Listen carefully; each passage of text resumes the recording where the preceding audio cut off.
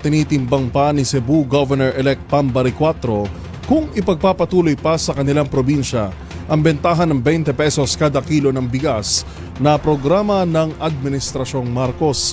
Ayon sa bagong halal na gobernador na mula sa PDP Laban, kailangan munang tiyakin kung may sapat pa bang pondo para sa programa.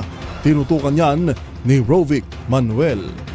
Kasabay ng sinimulang rollout ng 20 pesos kada kilo ng bigas na ibinebenta sa iba't ibang kadiwa center sa bansa, pag-aaralan naman umano ng bagong Cebu Governor-elect na si Pambari 4 kung itutuloy nito ang bentahan ng butil sa probinsya. Sa panayam ng DZRH sa bagong gobernador, aalamin aniya nito kung itutuloy pa ang programa dahil sa tinitinang natitirang pondo para dito.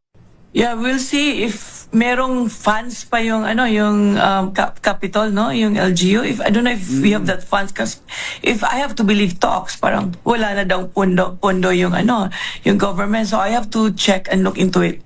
Kasi if wala, anong ibabayad namin, di ba? Pero I don't really think it's sustainable. We'll see. If merong funds, then why not, di ba? Pero pag wala, we cannot spend what we do not have. Ayon kay Bari 4, nang tanungin ang kaniyang magiging plano, uunahin umano nito ang pagpapahusay sa healthcare system sa probinsya. Clean and simple governance lang naman sa akin. And zero corruption. And of course, yung promise ko no sa mga Cebuanos, no, yung hospital yung uunahin ko. Kasi meron kaming problema dito sa healthcare. Access ng healthcare namin dito.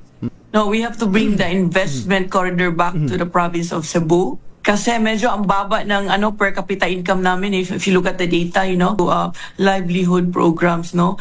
Maybe we're thinking about micro manufacturing. Ayon kay Bari 4, hindi nito inaasahan ang laki ng botong makukuha dahil sa kaniyang simple at direktang pangangampanya sa tao. Wala akong machinery. So kaya nga sabi ko, I want to be known as the people's governor. Kasi yung mga tao lang talaga sa akin, yung kagabay ko. Samantala, dagdag pa ng bagong gobernador, bukas umano ito sa reconciliation o pakikipag-usap kay Governor Garcia para sa maayos na transition sa pamamahala sa probinsya at nagpasalamat naman sa mga Cebuano na nagtiwala sa kaniya.